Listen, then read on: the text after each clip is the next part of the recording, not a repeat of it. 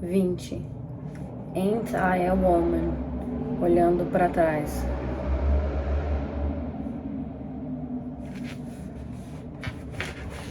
Esse ensaio foi escrito logo depois da publicação de Ain't I a Woman. Agora não consigo me lembrar em qual contexto escrevi. Ao reler o ensaio, fiquei surpresa com quantas frases começavam com a palavra eu. O texto parecia cru e estranho. Pensei em não incluí-lo neste livro, ou escrever uma versão mais atualizada, mas decidi deixar essa voz falar, mesmo que eu não faça as mesmas afirmações da mesma maneira neste momento. Não consigo me lembrar da primeira vez em que ouvi a palavra feminista ou compreendi o seu significado. Sei que foi no início da infância, quando comecei a refletir sobre papéis sexuais, quando comecei a ver e sentir que a experiência de ser feita mulher era diferente da de ser feito homem. Talvez eu estivesse bem consciente disso, porque meu irmão era minha companhia constante. Uso a palavra fazer porque era óbvio na nossa casa que os papéis sexuais eram socialmente construídos, que todo mundo concordava sobre criancinhas pequenas serem muito mais parecidas, diferente uma das outras só psicologicamente, mas todos gostavam do processo de nos transformar em garotinhas e garotinhos, homenzinhos e mulherzinhas, com diferenças construídas socialmente. Como uma garotinha sem expectativas sobre o seu papel sexual, eu podia acompanhar o meu pai descendo a rua Virgínia, que naquele tempo era um mundo de homens negros com barbearias, salões de bilhar, lojas de bebida e casas de penhor. Meu pai e às vezes os meus tios me levavam lá, compartilhavam comigo a intimidade desse mundo de união e afinidade masculina negra. Quando comecei a crescer, a minha mãe decidiu que esses passeios tinham que acabar. A rua Virgínia não era lugar para uma garotinha. Me disseram que eu chorei amargamente quando não me deixaram mais ir lá. Nos meus anos de adolescente, aprendi essa lição muito bem. Eu tinha medo do mundo da rua Virgínia. Não sentia mais a doce intimidade da companhia de homens negros estranhos, mesmo de velhos rostos familiares. Eles eram os inimigos da virgindade. Tinham o poder de transformar a realidade da mulher, de transformá-la de uma boa mulher em uma má mulher, de fazer dela uma puta, uma vagabunda. Mesmo as mulheres boas sofriam, estavam de algum modo sempre à mercê dos homens, que podiam nos julgar inadequadamente, indignas de amor, gentileza e ternura, que podiam, se assim escolhessem, nos destruir. Foi no mundo daquela rua e da nossa comunidade negra segregada que eu vi pela primeira vez homens ativamente oprimindo o crescimento das mulheres, e mulheres resistindo, correndo riscos, se esforçando. Foi nesse mundo que aprendi sobre a violência masculina contra mulheres negras morrendo no parto, sobre assédio sexual de mulheres negras no trabalho, sobre a necessidade de ficar afastada de homens brancos porque eles poderiam nos estuprar impunemente. Foi nesse mundo que eu disse à mamãe: eu não acho que vou me casar um dia. Parece que mulheres sempre perdem alguma coisa no casamento. Foi nesse mundo que o meu pai, com o consentimento da minha mãe, procurou me negar o direito de cursar a Universidade Stanford, porque era muito longe para uma garota do interior e sozinha. Eu aceitei a decisão de início, mas depois me rebelei. Essas experiências forjaram e temperaram meu espírito feminista, e eu ansiosamente respondi ao fervor do movimento feminista contemporâneo no campus.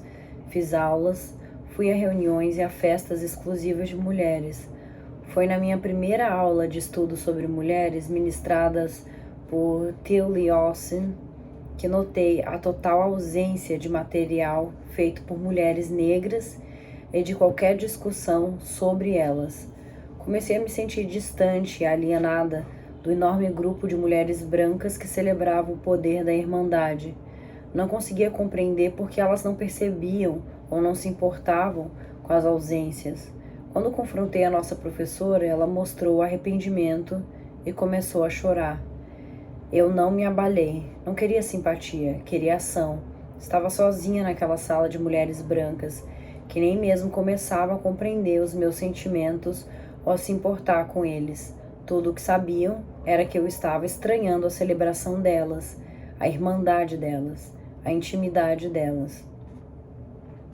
Ao contrário do que muitas pessoas pensam, as críticas referentes à ausência de material sobre mulheres negras em tais aulas não emergem porque as mulheres negras estão ansiosas para chamar a atenção de mulheres brancas por seu racismo, pô-las para baixo ou fazê-las sentirem mal, mas porque nós vamos para essas aulas esperando ganhar conhecimento, fortalecer a nossa consciência sobre a nossa história e nossas lutas.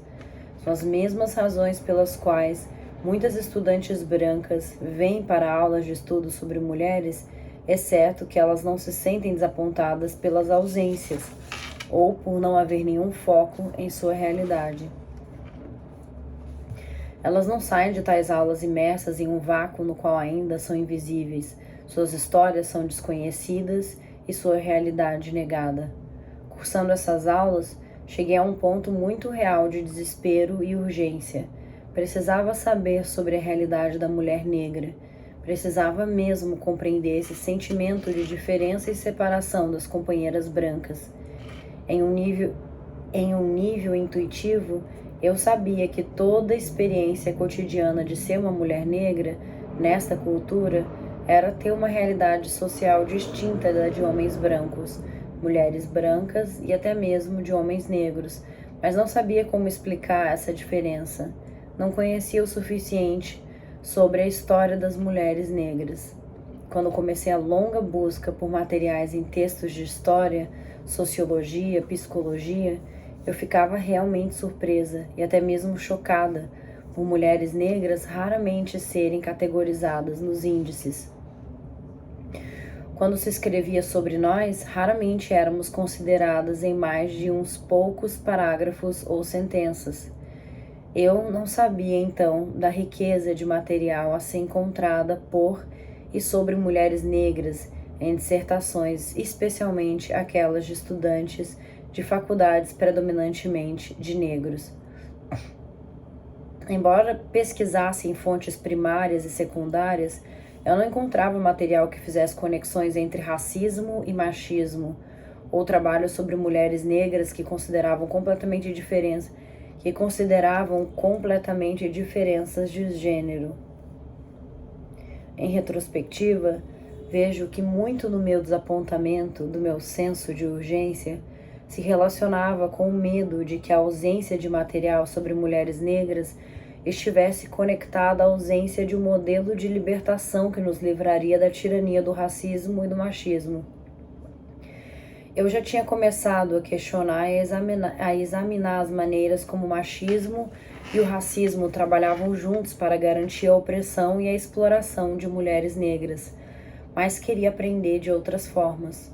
Durante esse período de desespero e urgência, eu reclamava sem parar sobre a escassez de material para o meu companheiro negro com quem eu morava. Quando não conseguia encontrar fontes, quando expressava crescente amargura e raiva, ele me encorajava a escrever o livro que eu estava pesquisando. Eu sempre me refiro à sugestão dele tanto para desfazer a noção de que todos os homens negros se opõem e oprimem o interesse das mulheres negras, em refletir criticamente sobre gênero e enfrentar o machismo, quanto para apontar para a realidade de que, naquele tempo, eu não teria me imaginado como uma escritora criando tal livro. Aos 19 anos, vindo de uma pequena cidade de Kentucky, nunca me imaginara com o poder de definir a minha realidade social, dando voz na forma escrita aos meus pensamentos sobre a experiência da mulher negra com o machismo.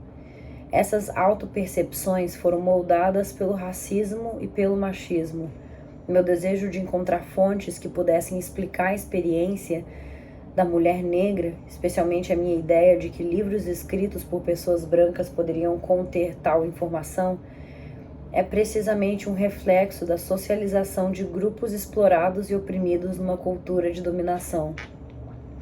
Nós aprendemos que não temos o poder de definir a nossa própria realidade ou de transformar estruturas opressivas. Aprendemos a buscar aqueles empoderados pelo próprio sistema de dominação que nos machuca e fere por alguma compreensão de quem somos, que será libertadora, e nunca encontramos. É necessário que nós mesmos façamos o trabalho se quisermos saber mais sobre a nossa experiência, se quisermos ver essa experiência a partir de perspectivas não moldadas pela dominação. Entire Woman não surgiu de nenhum desejo de minha parte de explicar mulheres negras a mulheres feministas brancas ou capitalizar em cima de um interesse em assuntos raciais. Naquele tempo, raça não era um assunto popular entre feministas. O livro surgiu do meu desejo por autorrecuperação, por educação para uma consciência crítica, por um jeito de compreender a experiência da mulher negra que nos libertaria da mentalidade colonizadora estimulada num contexto racista e machista. Foi fundado no meu desejo de ver o fim das formas de sofrimento desnecessárias na vida das mulheres negras, na vida das pessoas negras. Dada essa origem, eu sentia que meu esforço para escrever esse livro era em si um gesto político, um ato de risco e de enfrentamento. A pesquisa e a escrita eram um lugar de muita educação para uma consciência crítica. Foi extraordinário vir a compreender como o machismo tem moldado a experiência e a posição social de mulheres negras. O mundo começou a ser um lugar diferente para mim. Nos estágios iniciais, o livro foi moldado de acordo com textos sociológicos e boa parte da escrita era rígida, artificial, prolixa. O primeiro rascunho do livro expôs muitas fraquezas na minha consciência como sujeito da escrita. O maior problema era que eu estava tentando falar para todos os públicos possíveis, agradar e apaziguar. A escrita do livro era complicada pelo fato de eu ser estudante e trabalhar no emprego de tempo integral. Depois de escrever os primeiros rascunhos, fui trabalhar como operadora de telefonia em um escritório predominantemente de negros e mulheres. As dimensões negativas da experiência da mulher negra, especialmente aquelas experiências configuradas pelo machismo em nossas vidas, era um tópico recorrente nas conversas. Lá se aprofundou a minha convicção de que mulheres negras e outras pessoas precisavam compreender o quanto o machismo, junto com o racismo, era uma força opressiva na vida das mulheres negras. Esse foi um ano importante para trabalhar no livro, pois as mulheres negras que trabalhavam comigo diariamente sentiam a importância de alguém tentar falar às pessoas sobre os aspectos negativos da nossa realidade social. Elas davam apoio e reconhecimento ao projeto, o tipo de apoio que eu não tinha encontrado no ambiente universitário. Elas não estavam preocupadas com as minhas qualificações, habilidades de escrita, formação. Elas, como eu, queriam alguém para falar coisas que trariam mudança ou uma compreensão mais profunda sobre nossas vidas. Depois de um ano de trabalho na companhia telefônica, comecei a pós-graduação em inglês, um ambiente hostil para qualquer estudante de pós-graduação que não se dedicasse apenas à literatura. Ali eu sofri para fazer o meu trabalho e para reescrever e repensar o manuscrito. Quando conversava com pessoas sobre o livro, elas não me apoiavam. Muitas pessoas brancas e até mesmo homens negros queriam saber por que era importante falar sobre mulheres negras, e minhas explicações raramente eram persuasivas o suficiente. Mesmo que a maioria deles nunca tivesse pensado sobre o assunto, eles tinham confiança de que sabiam mais do que eu. Eu estava ansiosa para ter uma resposta sobre as ideias do livro. Então continuei a discutir sobre elas apesar da grande reação negativa. Não me ocorreu procurar por um ambiente mais feminista para trabalhar. Eu não pensava que havia algo inapropriado em tentar integrar o feminismo e o meu trabalho sobre mulheres negras e machismo ao ambiente em que eu estava vivendo. Agora vejo como foi importante não escrever em um ambiente separado e claramente definido como feminista.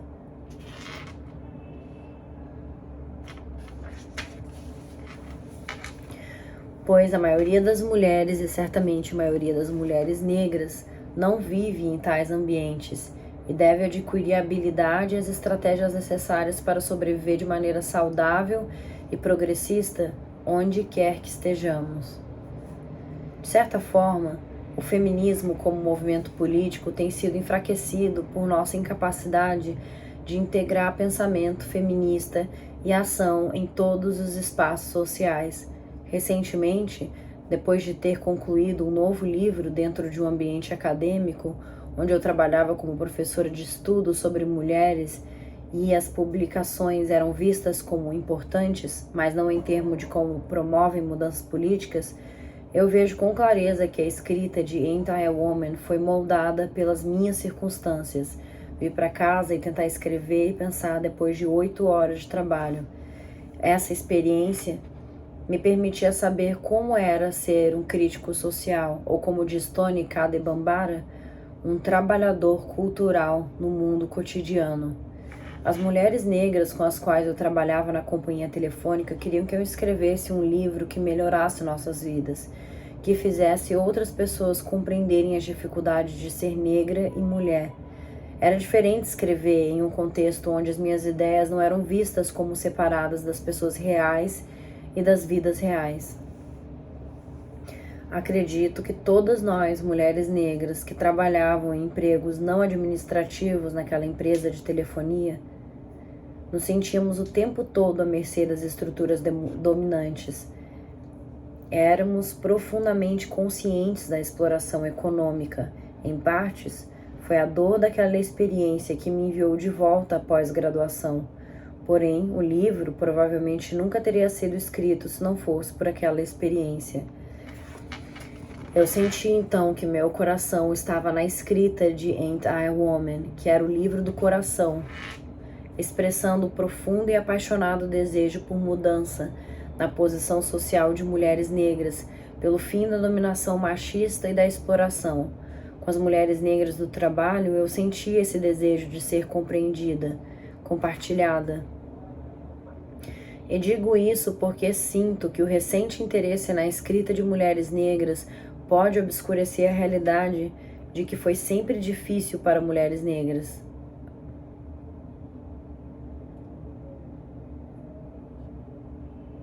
Especialmente para mulheres negras da classe trabalhadora, produzir escrita nesta cultura, sobretudo uma escrita de natureza política radical.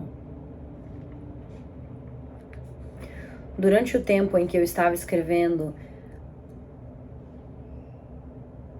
Ain't I a Woman, os anos de reescrita e de repensar, eu me sentia terrivelmente desencorajada com meu destino individual como mulher negra nos Estados Unidos, e mais desencorajada ainda com o nosso destino coletivo. Enquanto escrevia, muitas vezes sentia um intenso desespero, tão avassalador que realmente me questionei sobre como podíamos suportar essas vidas nessa sociedade, como podíamos nos manter vivas. Fui profundamente desencorajada pelas muitas forças que conspiram para sustentar o mito da supermulher negra forte, e parecia impossível obrigar o reconhecimento da exploração e da dominação das mulheres negras. Não é que mulheres negras não fossem e sejam fortes, é que isso é só uma parte da nossa história, uma dimensão, como o sofrimento é outra dimensão, que tem sido ainda mais despercebida e desconsiderada. Eu participo de grupos feministas em que mulheres brancas e mulheres negras gastam bastante energia falando sobre a força de mulheres negras e se recusam a reconhecer as suas limitações. Há pouco tempo, convidei uma pesquisadora branca feminista que tinha publicado um livro sobre mulheres negras para falar no meu curso sobre mulheres e raça. Os alunos perceberam que uma imagem consistente ao longo do trabalho dela era da mulher negra forte e tiveram medo de fazer a pergunta que mais lhe parecia pertinente. Se mulheres negras são tão fortes assim, por que a sua voz feminina branca era a que articulava a nossa história e não a voz daquelas mulheres negras fortes que ajudaram a dar material para o trabalho, que deram entrevistas e contaram as suas histórias?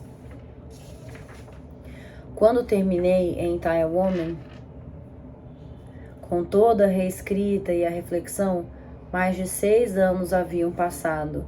Eu enviei o texto para uma série de editores que o rejeitaram. Desencorajada, coloquei o manuscrito de lado. E então raça se tornou um assunto importante nos círculos feministas. Era importante porque mulheres brancas decidiram que estavam prontas para ouvir sobre raça. Quando mulheres negras conversavam sobre raça à nossa própria maneira, as mulheres brancas não consideravam relevante. Não por acaso, essa mudança nas preocupações feministas criou um contexto no qual eu pude encontrar um editor para Ain't I a Woman. Certa noite, dei uma palestra sobre o meu trabalho em uma livraria de mulheres em São Francisco. Nossa discussão estava extremamente acalorada quando expressei a minha raiva com o fato de que a supremacia branca dentro do movimento feminista significava que mulheres brancas e não mulheres negras ou outras mulheres não brancas determinaram para nós como raça poderia ser um tópico de discussão feminista.